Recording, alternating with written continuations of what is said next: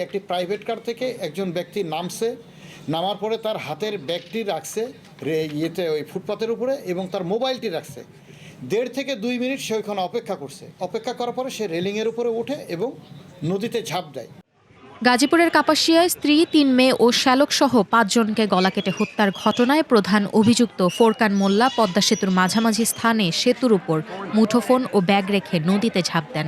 সাদা শার্ট ও কালো প্যান্ট পরে ঝাঁপ দেওয়ার দৃশ্যটি পদ্মা সেতুতে থাকা সিসিটিভির ফুটেজে দেখা গেছে। এরপর থেকে ফোরকানের কোনো হদিশ পাওয়া যায়নি। তার মুঠোফোনটি মেহেরপুর থেকে উদ্ধার করা হয়েছে। 14 মে বিকালে গাজীপুর পুলিশ সুপার কার্যালয়ে এক সংবাদ সম্মেলন আয়োজন করা হয়। সেখানে পুলিশ সুপার মোহাম্মদ শরীফুদ্দিন এসব তথ্য জানিয়েছেন। পদ্মা সেতুর যে ভিডিও ফুটেজগুলো আছে আমরা সেগুলো নিয়ে বসি, এইটা চেক করে তখন আমরা দেখতে পাই যে একটি প্রাইভেট কার থেকে একজন ব্যক্তি নামার পরে তার হাতের ব্যাগটি রাখছে ওই ফুটপাতের উপরে এবং তার মোবাইলটি রাখছে। 1.5 থেকে 2 মিনিট সে ওইখানে অপেক্ষা করার পরে সে রেলিংয়ের উপরে ওঠে এবং নদীতে ঝাঁপ দেয়। আমরা এই পর্যন্ত পেয়েছি। গাজীপুরের কাপাসিয়া উপজেলার রাউতকোনা গ্রামে প্রবাসী মনির হোসেনের ভাড়া বাড়িতে ওই মর্মান্তিক ঘটনা ঘটে। 9 মে সকালে কাপাসিয়া উপজেলার রাউতকোনা গ্রামে একটি বহুতল বাড়ি থেকে 5 জনের মরদেহ উদ্ধার করে পুলিশ।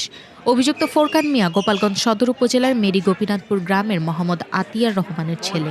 এই ফুটেজটি আমরা নিহত ডিসিস শারমিন, তার বাবা অর্থাৎ মামলার বাদী এবং বাদীর 2 ছেলে এবং তার আত্মীয় স্বজন 8 থেকে 10 জন, তাদেরকে আমরা এটি দেখানোর পরে বলি যে এই ব্যক্তি ফোরকান কিনা।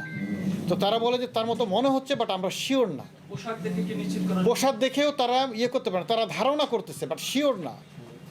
এরপরে আমরা ফোরকানের ভাই জব্বারকে আমরা জিজ্ঞাসা করি এবং মেম্বারকে জিজ্ঞেস করি, ওইখানকার লোকাল মেম্বার এবং আরও অনেককে জিজ্ঞেস করি। তারাও বলে যে আমরা ধারণা করতেছি বাট আমরা শিওর না। এখন আমরা দেখতেছি যে এই মোবাইলটি ফোরকানের, এটা নিশ্চিত, এবং এক ব্যক্তি পদ্মা সেতু থেকে নিচে ঝাঁপ দিয়েছে, এটিও নিশ্চিত।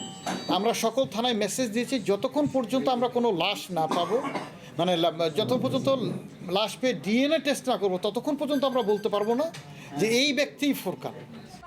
হত্যাকাণ্ডের ঘটনায় মৃত শারমিনের স্বামী ফোরকান মিয়ার নাম উল্লেখ করে অজ্ঞাতনামা 3 থেকে 4 জনকে আসামি করে কাপাসিয়া থানায় হত্যা মামলা করেন নিহত শারমিনের বাবা শাহাদাত হোসেন। ফোরকান গোপালগঞ্জ সদর উপজেলার মেরি গোপীনাথপুর গ্রামের বাসিন্দা।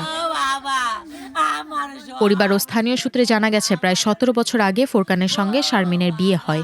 বিয়ের পর কয়েক বছর ঢাকায় বসবাস করলেও 6 মাস আগে তারা গাজীপুরের কাপাসিয়ায় থাকা শুরু করেন। ফোরকান প্রাইভেট কার চালিয়ে সংসার চালাতেন।